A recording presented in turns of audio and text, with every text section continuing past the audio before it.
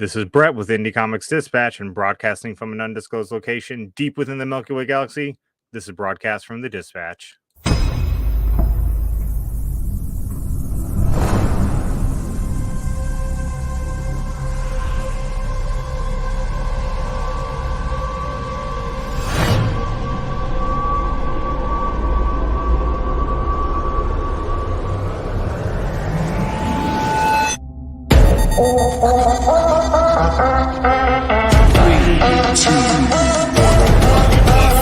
If you got a story and you want the world to know it, if you think you ready and you ain't afraid to show it, throw your hands up high, yeah, we might stand out. We always representing cause that's what it's all about. We always representing cause that's what it's all about. And if you love some indie comics, let me hear you shout. Like, just stay tuned, what's the story? Had to get that every time a brand new indie comic from the Dispatch.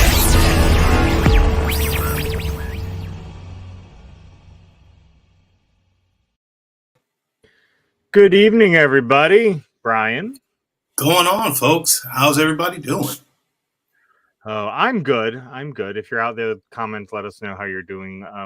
I want to start with an apology. Last time we were on, we said we'd be back in 2 weeks, and that was not the case. Because Brian was like working and traveling, and I was getting ready to travel, and I'm a horrible person who's bad at planning. So, yeah. You are a horrible person who's bad at planning.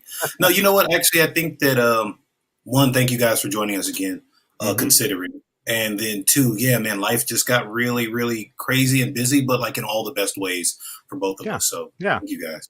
Yeah, you had a fun family event that you got to go to, and I had a fun event away from family that my wife and I got to go to.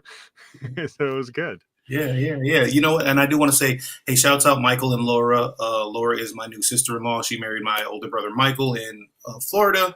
And that was one of the reasons I was traveling. So you guys, I'm super happy for the happy couple. It was awesome being there. I know we all enjoyed it. So thank you guys for inviting me, and, you know, best wishes on your wedding and your marriage. Awesome.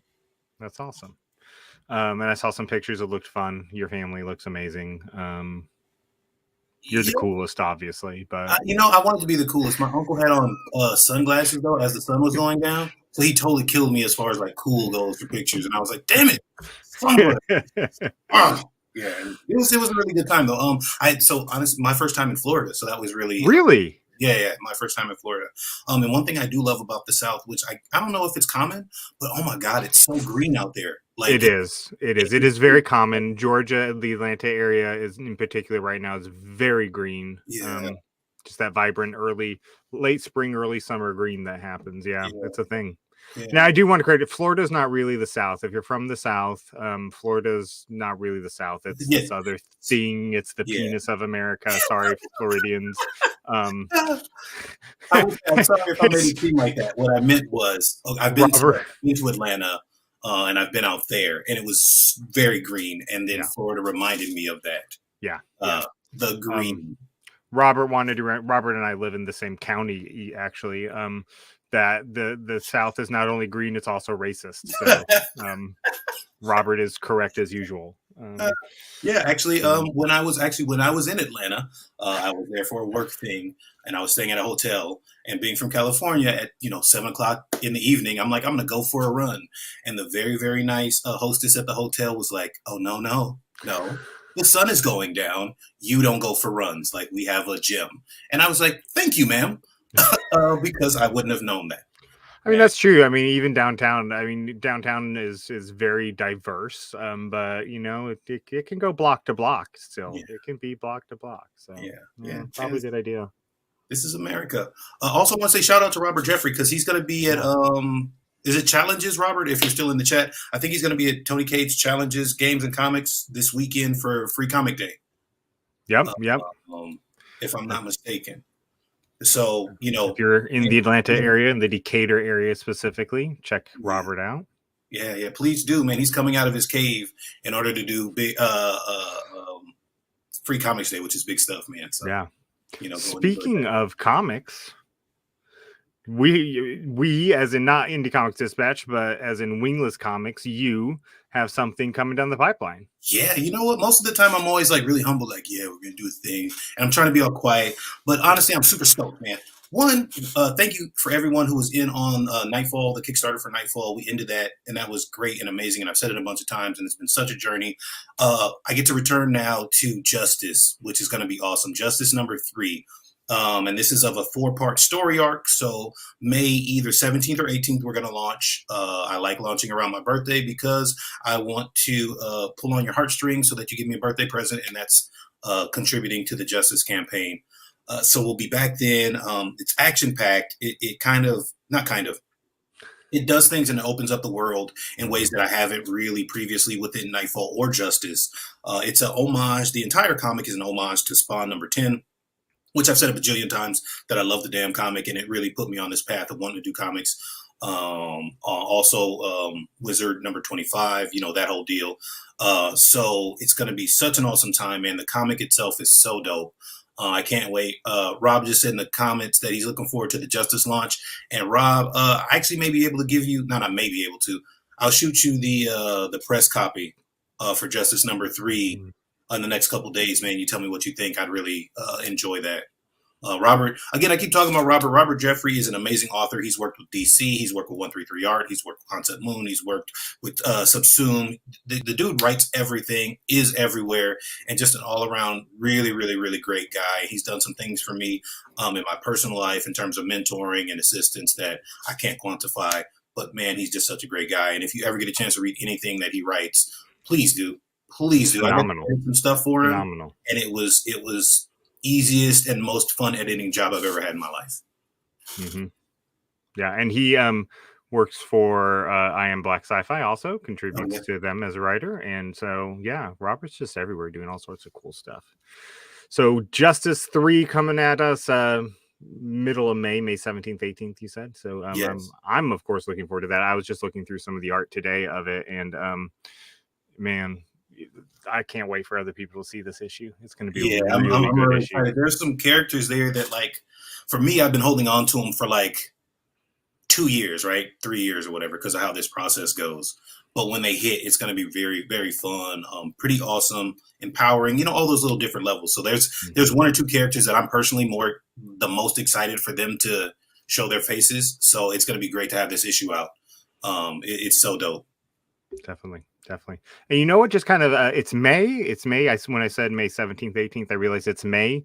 This is the anniversary month of Indie Comics Dispatch. We very soon will officially be 2 years old, and I just kind of realized that. So, congratulations! Yeah. Right. It's been like the longest, fastest 2 years ever. It has. And I feel like, you know, kind of Yeah. I don't know, middle and towards the end of 21, beginning of this year, it kind of got hectic with my job switch and everything. But I feel like we're getting back into a groove with ICD. And Alec, why are you on YouTube? Alec, join the stream. I don't know. Alec's supposed to be here, but apparently he's watching on YouTube instead. Anyway, 2-year anniversary of Indie Comics Dispatch, and I think we got some pretty cool stuff coming up. We're still trying out new format tonight. Here he is. He just joined. We'll get you in when we start headlines, Alec. We're going to be doing headlines, but in a minute we have a new segment called Brian Hates Everything, and tonight Brian hates the Batman. So we'll get to that in just a minute. I did want to show off both part of for myself, but also for Jibba Malay Anderson and Griot Enterprises. 4 pages, 16 bars, a visual mixtape. This is volume 8. I just got my copy in the mail like yesterday, maybe day before, and it's got the Book of Gailu in it. It's got her in it. I think it has Changa in it. It's got all sorts of great stories in it. It's an anthology that Jibba's been putting on for a while now. You can check that out. Google Griot Enterprises or Jibba Malay Anderson, and it'll come up. It's on Amazon too. So, you got anything you want to show off? Yeah, I do.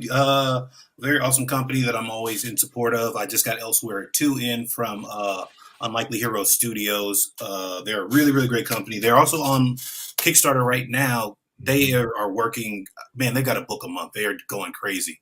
Yeah. But they're on Kickstarter right now for Power Broker. I think this issue 2, Power Broker issue 2 right now. 2 or 3, yeah. And so also a really great series. Really great, like I said, great company, great writing, great art. So check them out because they are live as we speak. Very good. Very good.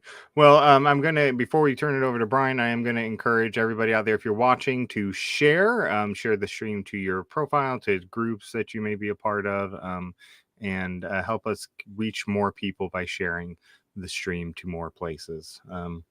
Brian, are you ready to hate everything?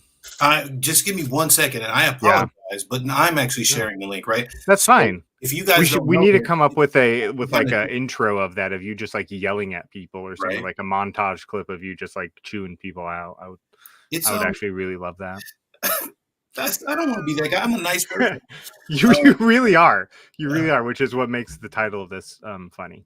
It's just I don't come off as a nice person, I guess. No, so I actually do hate everything, and so having said that, let me say I did actually enjoy the Batman. I think it was actually a good movie. Now, if we're going by like just regular like beats, right, of like story beats or whatever else, they really did a really good job. Director Matt Reeves is great. You know what I mean, in terms of cinematography, mood, ambiance, all these other things. They always say that Gotham is like as much a character in Batman as Joker or Batman or Bruce, anybody, right? Like, so they nailed a lot of those parts. Colin Farrell was amazing. There was only one time that I realized Colin Farrell was Colin Farrell. And that's because I could hear his voice. He had an inflection that he always has. Other than that, he disappeared into the character, which I think is really, really dope. It also was a different take on Penguin, which is cool. I like the mobster kind of Penguin as opposed to like the mutant kind of one.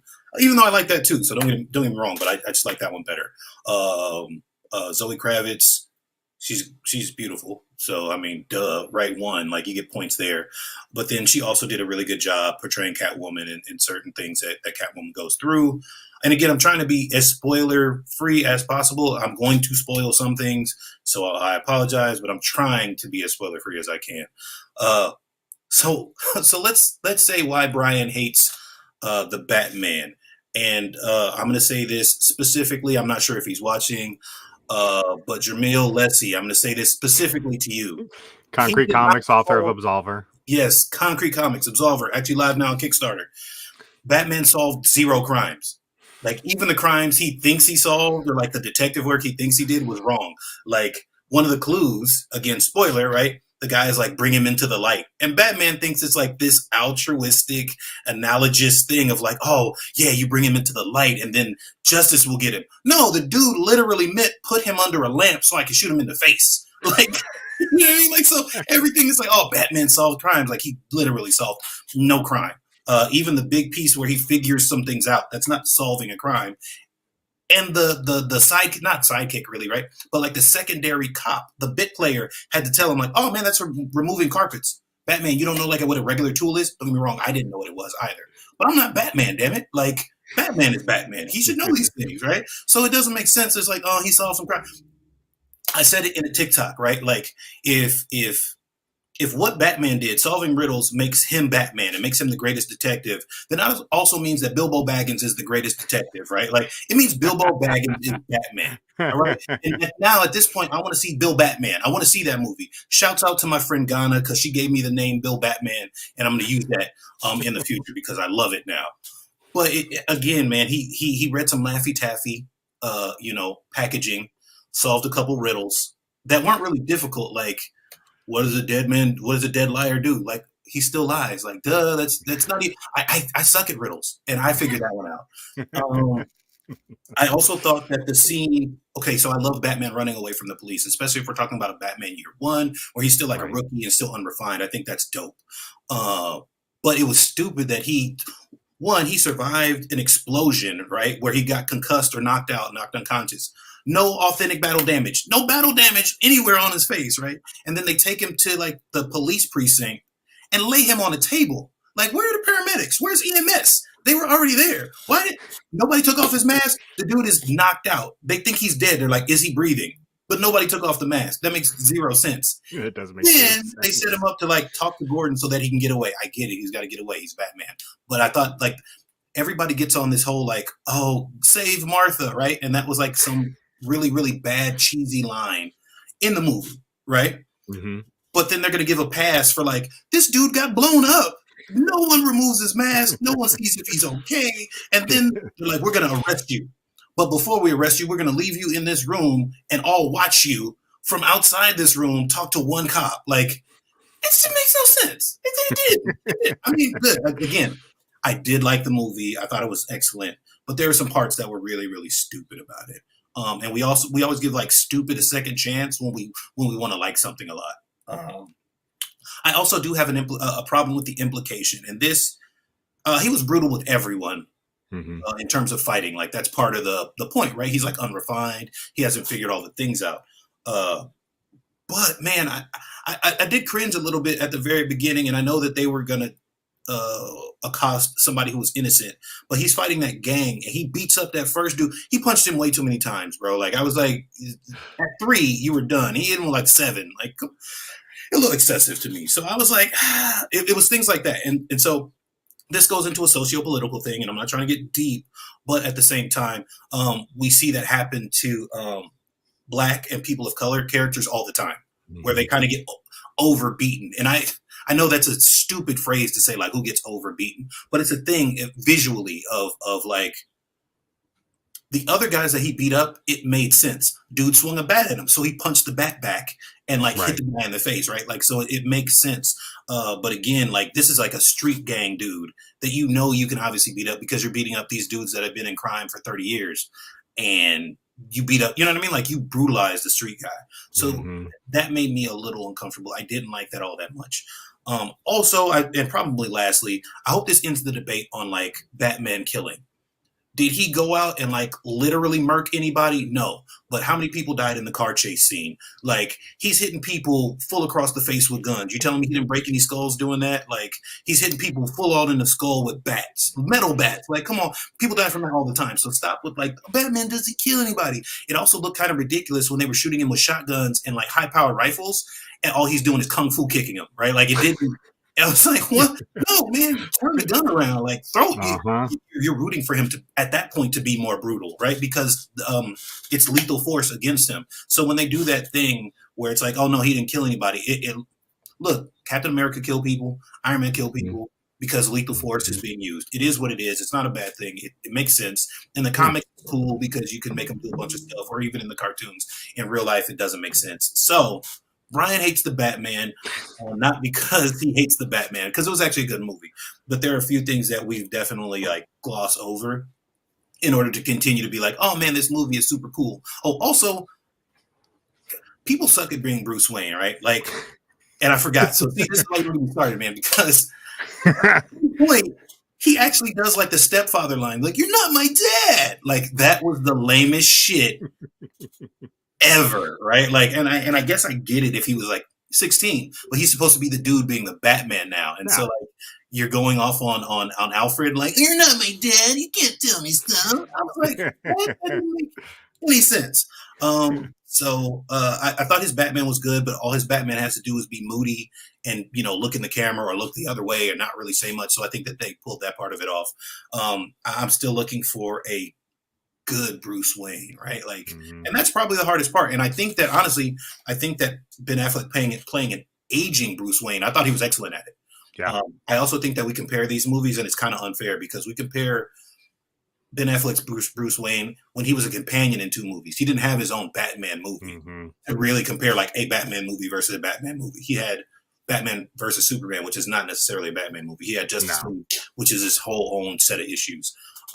So all in all, I would put this movie at it's fighting for the number 2 spot under Batman 1989, maybe tied or fighting with Batman Forever. No, excuse me, Batman Returns. Even though I love Batman Forever, don't judge me. The Nolan Batman, if anybody knows me, the Nolan Batman movies don't count because they were amazing movies, but they are not Batman movies because he does nothing Batmanish in them. And still probably, honestly, again, I'll say it, the best Batman movie probably in the last 10 years is Sherlock Holmes, the first Sherlock Holmes with Robert Downey Jr. It's an amazing Batman flick. And until somebody can prove me wrong, like I'm completely right about that. I love it. So you would watch a sequel?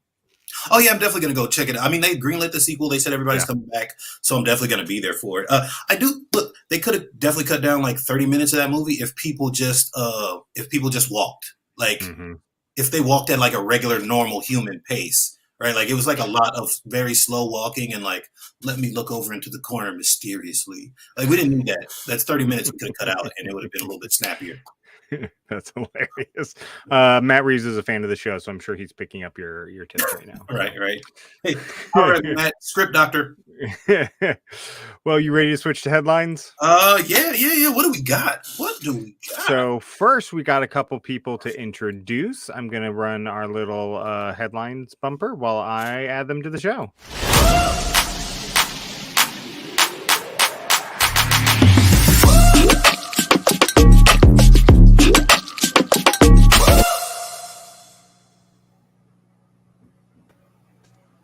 Gentlemen, good evening.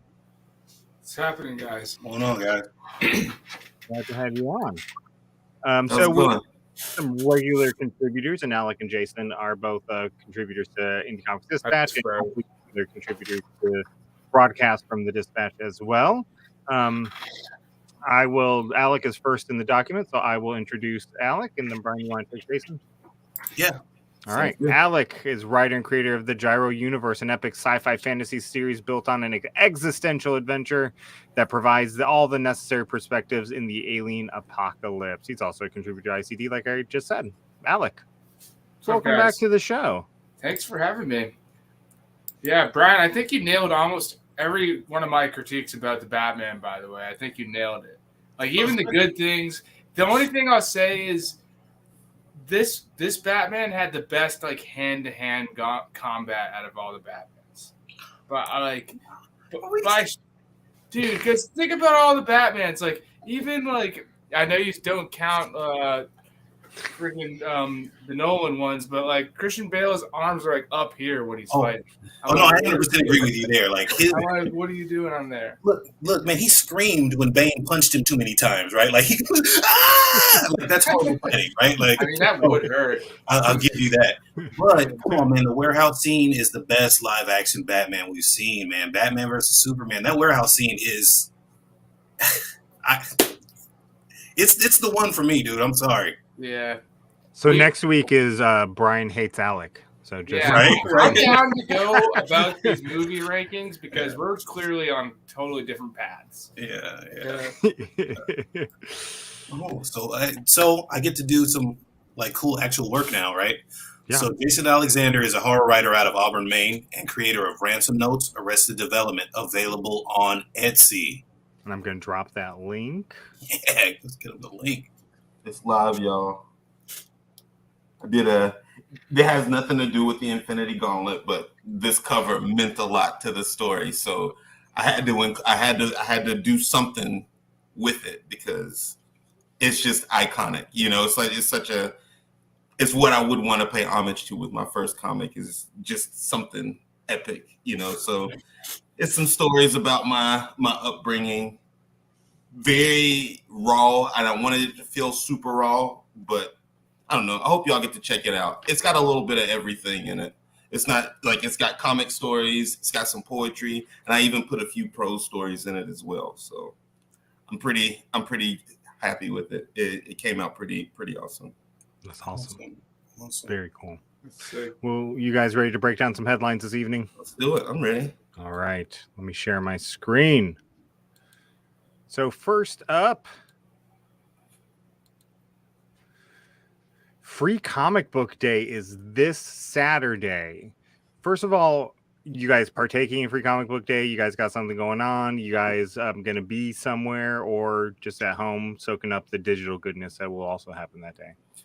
Me and my kids have always found a Free Comic Book Day to go to, and we took the past couple of years off just with how things have been, but this year we're gonna go find somewhere to go pick up some comics and get back in the Free Comic Book Day because it's just an important thing. It's always been an important thing, even from when I was a super casual comic kid, you know, and found my first comic book store in my hometown, all the way to now is something that I get to share with my son and my daughter, and they already both like have a love for it because they see what I do. And so it's important to keep it going because it's an important medium, I believe. Alec? It's awesome. I mean, so I unfortunately I have to work all day Saturday, so I'm not going to be able to partake. And I'll definitely get some free comics online, read them.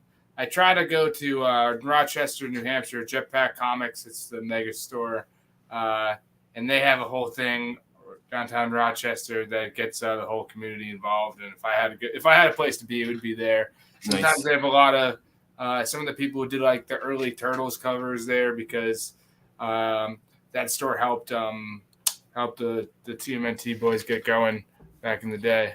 So New England has a pretty rich indie comic history. Like that's something that I was surprised about once I moved up here. But there's all kinds of little pocket stories everywhere, and the people that I've come across just like at the library at these like little comic shows, it's just pretty cool.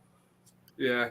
I mean, the big one, like I mentioned, like Kevin Eastman and Peter Laird, they like were actually living in my hometown when they were doing TMNT. Cool. So I always knew that growing up when I was in high school. I knew like Peter Laird went to like Dover High. Not the same one I went to, but he went to Dover High. That school just burned down. Oh, no. Yikes. Plot twist. Brian? What about you, Brett? I'm gonna put you on the spot. You gonna make it out the challenge? I don't think I am. So there used to be a comic book shop like literally at the entrance to my neighborhood. Our neighborhood's off a busy street, and then across the street from our neighborhood entrance was this comic book shop called Odin's Comics. Horrible customer service, horrible every other day of the year. Fantastic on Free Comic Book Day because it's literally like 5-minute walk from my house, right? But at some point during the pandemic, I guess the owners got divorced. She, I think, got the store out of spite and then closed it during the pandemic. Wow. I could have that story wrong. I don't think the former owners of Odin's watched, but if they do, feel free to correct me on that. Yeah, exactly. But so that was the easiest place to go. And Challenges is actually like probably 30 minutes from my house. And so on a Saturday, that can be kind of hard. But we'll see. Maybe I'll get up early and go with some of the kids somewhere. There's 2 Challenges, Tony Cade and then Infinite Reality Comics. A little bit shorter distance, but not quite as cool as Challenges. So, yeah. I think, well, fingers crossed, right, that I don't have to work. But if not, I'm probably going to try to go down to Black Star Collectibles. They are really good friends of the indie comic scene. I've had signings there. They're really great guys. I know Fionn and Kareem, the owners. And they're going to open up another store in Long Beach down here. So that'll make it 3 in Southern California. So I might try to hit one of their 2 stores and just pop in for a minute, grab a few things. Nice. Well, you said you mentioned something there. They're friends of the indie comic scene. How do you guys think Free Comic Book Day has changed or helped or hurt indie comic creators? I mean, in some ways, from the way I see it, I mean, you get more exposure, but then you also have to provide a free comic book, so that comes at a cost also. So, what's your take? I have a quick take, I guess. My thing is like. Basically, my first digital, I'm on my 3rd issue. My first, every day is Free Comic Book Day is my first digital, you know? Like, it's one thing to print it out. Like, that obviously, like, I'm not going to just increase my overhead. Like, if I have, like, an extra copy and I can give it to somebody, like, I do that, like, just because, like, you're trying to get people to read it. So that's just a regular day thing. But I think Free Comic Book Day for indie comic creators is a good way for people are looking for comics that day, so go give them your first issue. Like, why not? Yeah, I was gonna say if you can get out to the people, like especially like I'm growing, I'm like just starting, like I'm a seedling. So if I can get somewhere and get in front of people, I think that's all at this juncture. That's the best thing. And then, as Alec was saying, as you grow, like if you have a comic to give out and get in front of people, because you always read I always read the free comics on Free Comic Book Day first. Like no matter what else I bought, I always checked out those, because DC brought it for a little bit. But it was you know, I think it's kind of like comics Christmas. Like I never had Christmas, so it was like I always found these little things, and it's a cool moment. So no, I think everybody should be involved in some capacity in Free Comic Book Day, especially if you're growing. And you're right with it. Go ahead, Brian. Oh, I was just going to say, I think that in a lot of ways, well, in some ways at least, Free Comic Book Day has replaced some of the swag that we used to get at conventions as well, right? Like I remember, so I just went to WonderCon just a while ago, and like I had like this regular size plastic bag, and I remember 2 years ago, right, 3 years ago, whatever, where you had these huge bags, you're getting buttons and pins and books and blah, blah, blah. And I don't think that you get that anymore at cons because the cost of cons has gone up, the timing, all of that stuff. So Free Comic Book Day is a kind of a way to supplement that. Because like you, Jason, like you give me something free, I'm going to read it because it's free. Why not? I got to check it out now. Yep.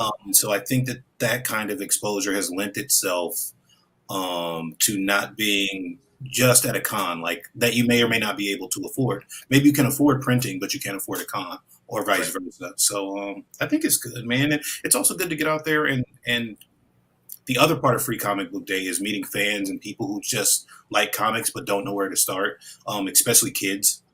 And so you get to connect with them and talk to them and tell them your journey and stuff. And I don't know about you guys, but like, well, one, I like sales, right? But even more than the sales, I like when it's like a kid, right? Who's like, sure, you can light that fire, and I'm like, nah, man, you could do it too. Like I'm just a regular person, you know, blah blah blah blah blah. And they see something that for, 5 minutes ago for them was unattainable, and now it's like, oh shit, I can do it too. So right, even adults, like how many adults do you know have been like, man, I've been saying I've been gonna write a book or do something forever. And then they just see somebody do it who's also, just working a full-time job, and it's like, hey, just get that first one out, and that'll do it for you. Well, and even beyond that, beyond creating, I think Free Comic Book Day for me, part of the reason I got back into reading comics wasn't Free Comic Book Day itself, but it was the media attention surrounding it. I saw all the stuff going on at one certain Free Comic Book Day, and I was like, well, shit, like.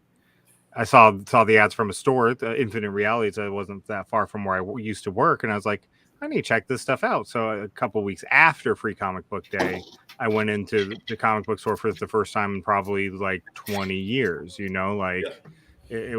drew me back in to see what they had going on because they had opened on, I think, Free Comic Book Day, and yeah. So I think there's pluses and benefits in having the indie comic scene in that. Even though it is a cost to creators, because you're giving something away for free, right? But I don't think your digital costs. If you have 3 issues out, if you have 2 issues out, send your first issue to every single person who will read it. Yeah, like you don't need to make money off of every issue when you're this slow. Get readers. I agree with you. I made my first pull list off Free Comic Book Day. Really? It's like you see comics, like for me, going from buying comics to the drugstore to a comic book store, it's like, oh, that cover is awesome. Oh, I've never seen a cover like this. It's not a real solid, sound way to like find what you like. Yeah. And so like once you get free comics and like you can like develop a pull list, you start to learn what you like. Like that was the beginning of the end of a lot of paychecks for me, because you gotta have all the connecting issues. Yeah, gotta have them all. So no, there's definitely it's worth throwing the bait out there if you want to capture some sales like Brian was talking about. So I know a ton of indie creators will be sending out those free digital comics on Free Comic Book Day. A lot of people like Wingless already has pages set up where you can go any day of the year really to go and download free comic books. But if you are out there, pay attention to ICD's feeds because on Saturday, as I see people sharing that stuff, I'm going to be sharing it to the ICD story so that everybody can grab free comic books from these creators and hopefully fall in love with their next great indie comic book that they didn't know they were missing. So, yeah. Okay. So next headline, as mangas continue to outsell Western comics, what lessons can indie creators learn from manga? I have my answer, but I don't want to dominate this. But like, I got into manga. I wouldn't say I'm into manga. I first experienced manga when somebody Plutoons on PLUTOONS on Instagram sent me the first volume of 20th Century Boys. Man, I don't know.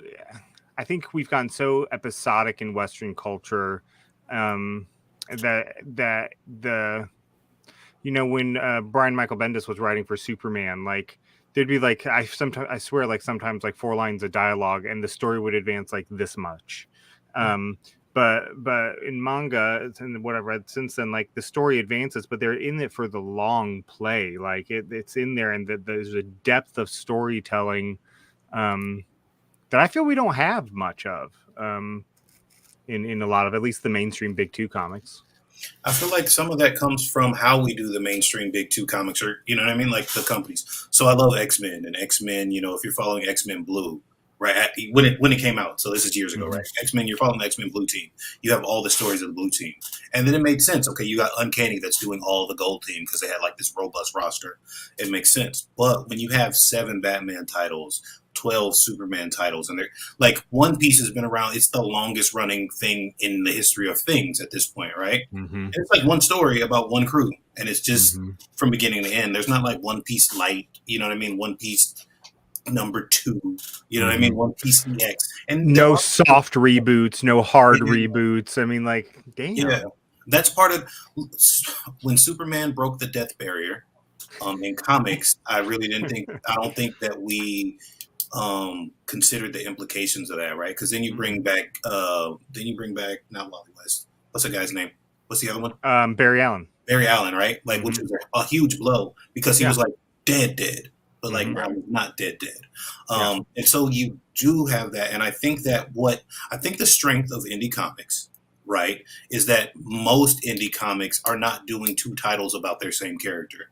Indie creators might do multiple titles or whatever, right? But multiple different titles. You're not going to have 2 Justice titles. So, Justice number 50, then you got to go back to Justice EX number 25 to understand. No, dude, seriously, it's just Justice. And outside of things like Gundam, which has a bunch of timelines, and a few of the others, right, most manga shoot one way. Or even if you are doing that secondary timeline, they let you know, like, no, this is G Gundam 0, and 0 goes 1 to 12, bro, and then you pick up the next part. Dale has a question, and it's probably one that several people probably out there will have, either watching this after the fact or on the podcast even. What's the difference between manga and comic books? Who wants to tackle that? I have an opinion difference. Okay, it kind of goes to what we were just talking about, but manga is more of peering. To me, it's like looking into a world, and everything that can happen from over the top to most mundane is happening somewhere. American comic books seem to be like these snapshots of different worlds, like Metropolis and Gotham City sometimes are close, but everybody kind of feels like they're both New York City. One's just in daytime and one's in nighttime. But I don't know, there's just something that's more immersive about the manga titles that I've enjoyed. And I enjoy mostly horror because that's kind of been where my focus has been. But it made me, I'll say that because that's not really answering the question. But yeah, I feel like that manga can be more immersive than a Western comic can be for the long haul. Yeah, I mean, so I guess at its core, like mangas, it's Japanese comics, and you read them backwards, like from it's backwards. But I guess the best way to say it is the bind is on the other side of the book. There you go. Yeah. But I kind of agree with you guys in the way they relate to indies and to the story in general. I feel like a lot of manga and like anime is just epic as fuck. It's just so epic. Like a lot of it, and they say a lot of it can be mundane and stuff, but like I feel like it's always trying to get to the most insane build, and sometimes it happens like this, and sometimes it takes like forever. And I think the way it relates to like indies is like we know what's going to happen with Batman and Superman, and we know like just like the whole pitch. So there's a whole different story, and the immersion thing is, I feel like a lot of it has to do with, you know, the way they're, I don't even want to say like they relate it to Japan, but it's always like not necessarily Japan. Like kind of the way in Metropolis, but maybe that's in Gotham the way you said it, but maybe it's just different to us because we're not in Japan. But like that's just another perspective thing. But the other thing I will say about manga, and I think it was just ahead of the game on, and I haven't read a ton. I mean, I've read a good amount of Junji Ito at this point, but you like the horror, but I feel like their characters have been more personable for a long time. Sure. And I think like I noticed that when I was in middle school, just the types of like or the people who would read it were always people who were like maybe like an LGBTQ or just bullied, like the way the emotions were for a manga. I feel like that was at least a scene, at least in my middle school, from what I can remember, and like they've been ahead of that before, you know. Robin came out as like gay or Superman's son or something. So I feel like promotion wise, they've been ahead of the game that way. Mm-hmm. Also, I think that one thing that's still prevalent in American comics, or the ripples of it is that like it used to be, you know, adventure per week. Like it was like the adventure of the week.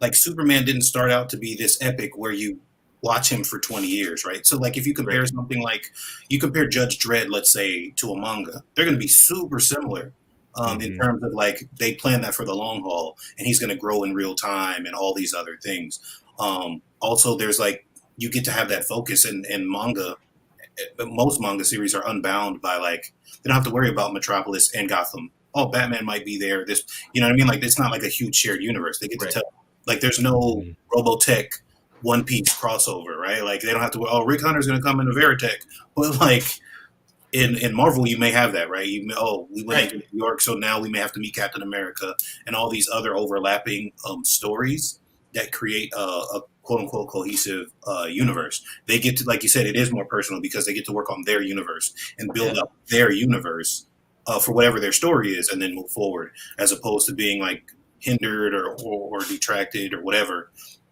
by the overall, you know, Marvel universe or overall DC universe. And so that makes the story of My Hero Academia, right? Like it's like a high school drama plus like Superman getting his powers. You know what I mean? Like that's crazy. That's just the Superboy comic though. But does the Superboy comic handle it the same way? No. We didn't plan for it to be, hey, we're going to tell this story of how he became Superman. We're just giving you the adventures of Superboy. So that is a very, very helpful piece. You know what I mean? Also keeping, even though sometimes it's kind of difficult, keeping some of those writing teams together, keeping some of those art teams together. But again, that's part of capitalist, bro. Like people are going to move on. They're going to have differences, you know, on and on and on. I like Jibba's point. Jibba Molly Anderson, who we mentioned at the start of the show. 4 pages, 16 parts. Manga is personal. American comics are corporate. And then Dale sounds like they don't have the writer changes either. No, I mean, largely a lot of manga is written by the same people for long periods of time. So yeah.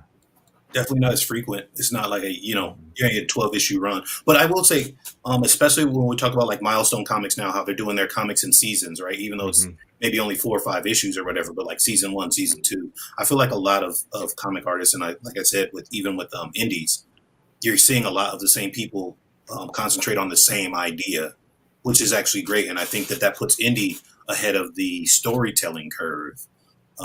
With regard to the big two. The big two are still the big two. Like we don't have their dollars, whatever. Right. But if you're talking about the storytelling curve, I think that indies in a lot of ways are ahead of them with regard to that. Yeah, there's craftsmanship in the indies right now, like good, solid stories, and there's no like fluff to preview, and there's no marketing machine behind it, and it's not forced. No matter what the story is, it's not forced. Like there's craftsmanship when it's done right, and it's I don't know. That's small batch. Yeah, and small batch shit. It just works, man. Can I add to your point in saying, like, you said it's not forced? Like, it almost hurts me, like, when I read things nowadays or even watch it, and it's like people overstating the point. Like, let the reader or the viewer do some work. I don't know. I read a lot of old sci-fi, and so like you don't necessarily get told what happens, but you have to like use your imagination a little bit. Where it's like, I kind of thought about it when Brian was talking about the Batman earlier, when you were talking about how at the beginning he just punches the shit out of the dude, and you related it to a reason which I think, makes a lot of sense. But also for me, when I saw stuff like that, and then there was another moment in the movie too, but I think it's just them just force feeding it to you, trying to like you could do that in a way with 3 punches, knowing that Batman took it too far without having to show all of it, Yeah. And I just think that's bad storytelling rather than any other subliminal messaging, to be honest. I agree, but I also think that they don't think that he took it too far, right? Like I think because I remember when the trailer dropped, right? Yeah. And like you saw that clip in the trailer, and everybody was like, "Oh man, Batman is such a badass," and I was like, "No, fucking the dude's dead, man. Like leave him alone." I thought they were trying to show the anger and frustration in him. I thought they were, but like I thought they just didn't. I thought they overdid it too, but because of bad storytelling, not. Well, and that and that brings up a good point. I just thought of this. So there really are several different types of indie comics out there, right? So we say indie's great. Not all indie's great. Okay, there is the subpar indie. We are big fans of indie comics because of the ones that are the good storytellers. I'm just kind of sitting here thinking the ones that I end up not liking are the ones that are kind of trying to emulate their own version of the big two. I think for a lot of times, and the ones that I gravitate to are the ones telling that deeper, long form storytelling, like Justice, for example. Not to brag on Brian because I don't like the guy. I fucking hate Brian Lambert. In the universe. But I'm mad every time an issue of Justice or Nightfall ends because there's not more. Because Brian's taking his time, he's weaving, he's building it up, and I'm for real pissed every time that fucking book ends. But there's some that I get to, I'm like, okay, you told a lot of story in here, way too much story, and I didn't need all that. So I think there's a delicate balance. Okay, so this is what I'll say. I think that people who are just writing the books that they read, someone should tell them, like, stop fooling yourself, right? Like, I don't have a problem with it. When I go, and I've done this for 6-7 years now, when I go to career days, right? I always tell the students, like, hey, there's a book inside of you, and you think that book is really cool, but it actually sucks because all you're doing is giving back at every bully you've ever. Mr. Brian's mean. Like, you've got to get all those bad feelings out. I was like, I always tell them, write that book. Don't not write it. 100% write it, because after you write that book, you're going to think it's great, and then you're going to go back 2 years later and you're going to be like, oh, this does suck. But you're going to have all those feelings out. Mm-hmm. And I feel like a lot of indies they're not realistic with themselves about that. They're like, oh, no, this isn't Nightwing. He just carries 2 escrima sticks, and he has a mask on, and he's an orphan, and he got that's literally Nightwing, bro. No, he doesn't have a mentor, though. What? Shut up. Like, and so someone needs to be there to be like, hey, you've got a great story. We do have something to tell. So get your Superman story. Look, I wrote Wolverine for years and years and years. Or he wrote Wolverine because he had jagged claws, right? Like, so get that out the way and then write the good one. And people won't do that because in the indie scene, because we're like, oh, we don't want to stomp on somebody's dream. You're not. Mm-hmm. You're actually making them a better writer and getting them to tell the actual indie story that they want to. So you don't have all that extra word in there, or where something doesn't make sense and they're like, oh, well, you don't get it because he's part of a secret society. Like, bro, you need to tell me that. Because I can follow this as a reader. I think you make a good point where it's like, you just get it out. Just do it. Like, get it out, figure it out. And then when you read it, and my advice to anybody would be just like break it down by action. and it's going to be so much easier. So when you say like those bullet points, and you can also say those bullet points about Nightwing, you know, then you have your answer there, and nobody's feelings have to be hurt. But that's something you need to do anyway, because even if you're writing a totally different story, you need to break down your story in those points and to know what you're writing. So you'll figure it out by just writing anything. But all part of the process. Mm-hmm. Mm-hmm. All right, ready to move on? Anybody else got anything to add for manga? Get an editor. Get an editor. Get an editor. Get an editor. It's true though. Stop acting like you don't need one. Honestly, like everybody does. Mm-hmm. Everybody. Light edits. Get an editor, because whatever you see, like you see what's supposed to be there, not necessarily what's there. Get an editor. Even if it's just a friend who will be honest, but it has to be a friend who will be honest with you, and maybe not harsh, but honest. So Netflix lost like 200 million subscribers or some shit like that worldwide. Bone creator Jeff Smith responds to Netflix cancellation with new comic. This is just one of those kind of stories that came out of there. Bone is an independent comic, and was going to get. This is the third time Jeff has tried to get Bone made into a animated series, and Netflix canceled it this time. And I think, if I remember right, Jeff found out via the media, even not via Netflix. So Netflix lost a ton of subscribers and kind of blaming it on their animation studio. They've cut a bunch of animation and superhero comic book related projects coming down the line. So for a while, we were kind of thinking streaming services were the next big thing in indie, and is Netflix signaling that maybe it's not? Netflix is stupid. Netflix needs to lean into something that's much more cost effective, and they need to reach a huge niche crowd if they just became an indie streamer, because I would be more apt to pay for Netflix now, but it's easy for me to let Netflix go with what content is on just about any other streaming service. Like Stranger Things makes me hang on a little bit, but once that's done, like that's been years since that was out. I'll finish that season as quick as they put it out, and I don't know what I'm gonna do with Netflix, so they need to lean into something that is not these high dollar blockbusters, because Disney can do that now, because Disney has money. Like there's nothing special about what Netflix did. They just did it first, and they haven't changed. Yeah, I mean, they should, because here's the thing. Those people at Netflix should be like, well, if we don't do it, then Disney's just going to do it, or Hulu's going to do it, or some other platforms, Amazon, like somebody's going to latch on to that, if not just some other, something I know we're going to talk about later, like some other just creator who has the money and the capital to back it up and be like, hey, I see this. Let's put it out there, because we know everybody's going to go check it out when it's available. So they should just hop on it now, because like you said, like watching those, like a cool new movie with Ryan Reynolds is fun every once in a while, but like Disney literally also has another movie with Ryan Reynolds out there. Right. So like, have at it. Everybody's favorite Canadian. Yeah. So Netflix, I feel like maybe Netflix doesn't even remember this. This is not the first time Netflix made a stupid decision, right? In terms of like what they're going to do. They lost a ton of movie contracts because they were like, hey, we're Netflix and you guys are just studios, give us stuff, right? So they do this kind of cycle. Avatar.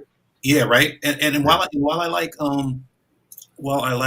Wanted and I liked a couple movies, right? Like leaning behind certain creators to create your entire comic universe and they don't have that infrastructure is also stupid. So that's not going to work. A lot of people are chasing comic properties, which obviously is good for us, but at the same time, they're chasing comic properties. So with Netflix losing 200K subscribers and probably going to lose more, it has nothing to do with honestly, it really has less to do with the content, more to do with the price. Yeah, absolutely. Raising the price, right? And you're not supposed to share, they're talking about you can't share passwords. The restrictions are actually doing them in more than even their content. Mhm. People just keep it because it's there. And like you said, Stranger Things is coming back. Oh, we got to watch that. Oh, we got to watch The Witcher. We got to, here or there. So Netflix is basically like, what is it? Let's cut your nose to spite your face or whatever. Yep. You know what I mean? Like, so they're in that era. But I feel like all of them are, though, if you think about it, except for probably Disney right now, right? Disney doesn't have to do anything. Marvel is a machine. Like, it's going to churn out. It doesn't matter if you like it. It doesn't matter if you hate it. It's going to make its money, right? And it just does not matter. So it's a machine. It's going to continue to do what it's going to do. Okay, cool. Machines run the way they run. DC is trying to set up that infrastructure. And yeah, you have the backlog and the catalog do that. Yeah, but you got to set it up correctly. They don't have that yet. Hulu doesn't have it. Amazon, they got Invincible and they got The Boys, but those are finite entities, right? Like it's cool, but they're finite. So I feel like all of them are going to go through this type of period, just like when everybody was doing Hong Kong cinema, right? Like all those movies blew up, and then they kind of cooled down, and now we get a steady supply. Action movies blow up, steady supply. Pirate movies blow up, steady supply. This is part of the game. Netflix is just on the wrong side of this part of the game because they hedged their bets on the wrong thing, and animation is unfortunately paying for it. Yep. Well, and it's interesting. I just Googled this to be sure I was right. David Crown said Netflix needs to stop being data-driven, lower their prices, and focus on making better content. I think that echoes almost everything Brian just said. Exactly. Crunchyroll, which is an anime platform, is growing in subscribers and is asking Google, help us. We're growing faster than people want more anime than we can provide. And so, yeah, I mean, maybe it's a problem with the stories Netflix is choosing. Maybe it's not. Maybe it's just a problem, like you guys have said, with Netflix themselves. Tony said there needs to be new content providers. I think at least every 2 weeks I hear about some people that are trying to start up a new content provider. But I feel like there's barriers to that now, right? Because everybody knows the big ones, and launching a new one to get market share seems hard. What do you guys think of the idea of an indie comic video streaming service, or just an indie video streaming service as a whole? Is it doable? Awesome. I think it's doable. I think it will be. I think it's like the next step, right? Like you have people who create really dope animation, and if they had like an opportunity to show it, let the people feed it. You know what I mean? Like, and they would, because sometimes it takes having a platform. And if something like Netflix existed and you stripped it away and was able to just restructure what exists in front of people because you put better brains, more connected brains behind the scenes, that's the money idea. And it's money because you stop thinking about money for a second.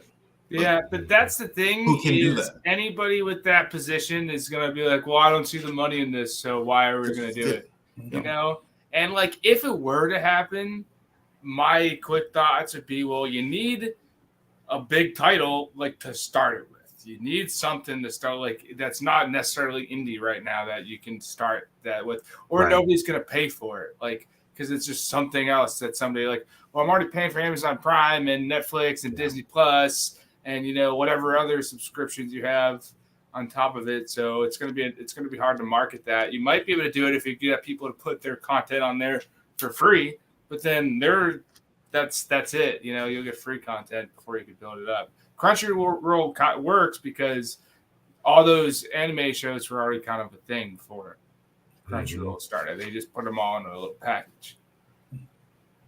I think also you got to, well, if you do it, if one wants to do it, I think you need to follow original Hulu strategy and like Tubi strategy, right? Like you're going to have some commercials. You're going to pay them out of advertisements. Yep.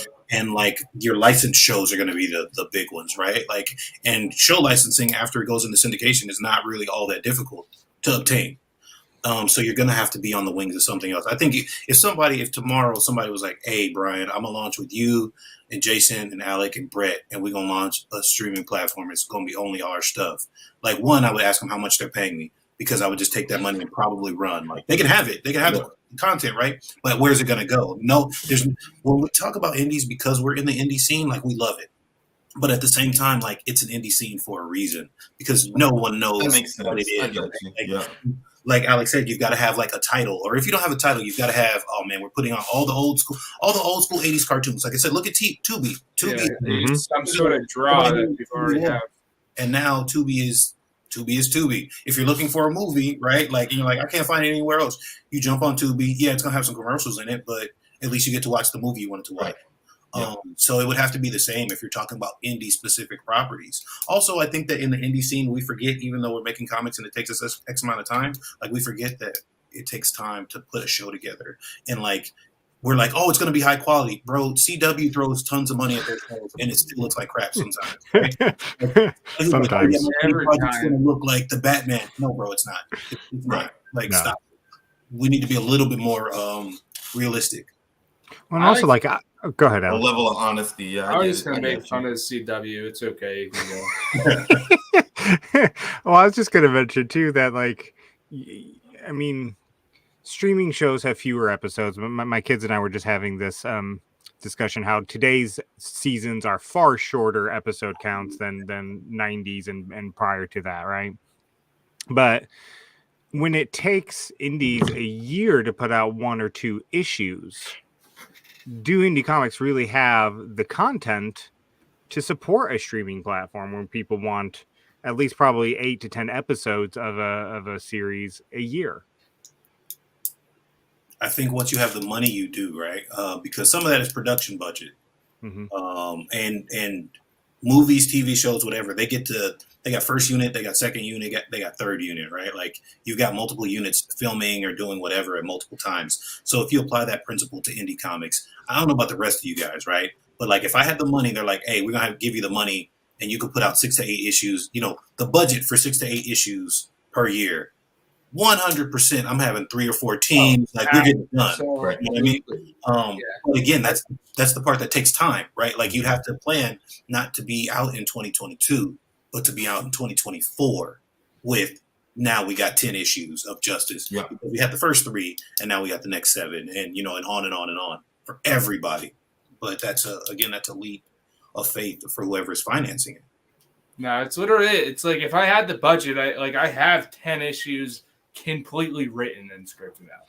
So like, they'd be like in various stages of production if I had money for it. Yeah. But I think, just like, to answer your question, I think yes would be the answer. It's gonna be, the logistics are gonna be tough, but like, the way I think about it is like, so I'm on my 3rd issue. Before I even like think about trying to get it published by like a small publisher or anybody else, like, I'm gonna try to have 6 issues out, because like, even like, I even think about just some of the issues I read from like a bigger company. It's just that keep getting delayed, and it's like, well, it's been 3 months and you guys have like all the money, so like things like, you would want to be prepared. So if you're gonna start any of those things, you would have to already have a set amount of issues done per series, I would think, if you want to be successful. Oh man, Tony, you mentioned sorry, Brett. No. I just popped a. Tony's just echoing the sentiment of Brian and Alec both. So yeah, I remember you mentioned, Brian. You mentioned Wizard magazine earlier, and I remember discovering, I think it was called Battle Chasers. Oh my gosh, the artwork in this book was amazing, but it was like 3 issues a year. Yeah, and it's still finished. It was such a cool book to look at. And it would have done bananas, but it was never around. Like, and I think that there's a lot of cautionary tales in the early 90s, like in the Image era, of these fantastic books that just, they couldn't stand the test of time because they almost got the personality of the art got bigger than the story, and then it just fell apart, Then you were uninterested in it. And I will say one thing, right? Going back to, I feel like, Jason, what you just said dovetails back to the manga versus like American comic kind of thing. Whereas the manga, they'll have the same writer for a long time. They also have multiple art teams and manga art styles. And don't get me wrong, I'm not saying that they are not artists. They are obviously artists. But there are like between 1 and 5, 6 styles that you can kind of pick from, right? Like, there's always the outliers and a couple different things, but the major things is like you have 20 artists that all draw like Jim Lee. So Jim Lee does book 1, and then the next one 2 and 3 and 4, right? And so that's also a strength of manga in terms of not having every American artist has got to have a different style and on and on and on. So you can't. There's a definite formula with manga. Yeah. So I think that again, that's a strength of one production, strength of the community itself, of how manga itself is presented as a whole, and some things that indie could learn from it. So what you're saying is manga doesn't have a John Romita Jr. who can never draw the same character the same way twice. Is that what you're saying? Sorry. John Romita Jr. is coming back. He's working on a new title right now, isn't he? Yeah. What's he? He just signed on for something with Marvel. Right? So hey, man, just in case you see this John Romita Jr. as being mean, I think you're a great artist, and if you want to go, John, it's nothing personal. John Romita Jr. Just go fuck yourself. You only have a job because of your dad. No, you can be on the show sometime, John. Just call me. All right. Please call me. Guys, I think that wraps it up for this evening. We are over an hour. I love the talk. I love the discussion. We'll be back not next week, but the week after. I don't know what we have planned yet. Brian and I need to talk about it, but it'll be something different, something fun, something interesting. And Brian may hate something else you like and ridicule it. You never know. Yeah. Batman Forever was my first music tape that I ever purchased. The Batman Forever soundtrack. Hey, Kiss from the Rose is still legit, and actually, that whole soundtrack was whole soundtrack. If we're being real, hype, yes. And if we're being fair, right? Even though he smiled in the bat suit and it made me mad, as Batman, as Bruce Wayne, excuse me. Val Kilmer? Bruce Wayne actually matched the look finally. The story was a little flaky and blah, blah, blah, blah, blah. But he matched the this dude is a player and he's a playboy and, you know, classically beautiful or whatever you want to say. Like, okay, plus at the time he was like the man in Hollywood. Like he was every chick in the world. So it was like, he's literally Batman. I didn't hate it. Yeah. I didn't hate it.